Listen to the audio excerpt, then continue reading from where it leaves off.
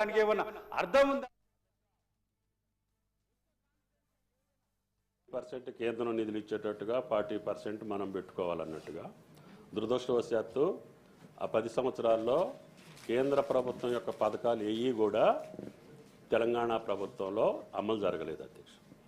దానివల్ల ఈ యొక్క కార్యక్రమం పక్క రాష్ట్రాల్లో జరిగినంత ఉధృతంగా జరగలేదు.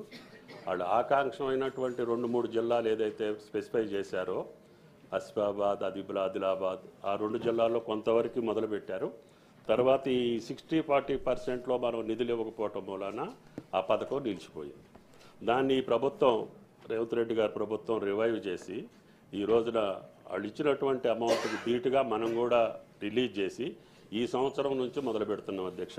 తప్పకుండా శ్రవణ్ గారు చెప్పినటువంటి విషయంలో ఏదైతే కెమికల్ ఫర్టిలైజర్స్ వాడటం మూలాన జరిగే అరిష్టం భూమాతకు కావచ్చు, మానవాళికి కావచ్చు, ఇది అందరం గ్రహించి ఈనాడు కేంద్ర ప్రభుత్వానికి కూడా రాష్ట్ర ప్రభుత్వ పక్షాన్ని మేము అనేక సందర్భాల్లో విజ్ఞప్తి చేస్తున్నాం అధ్యక్ష.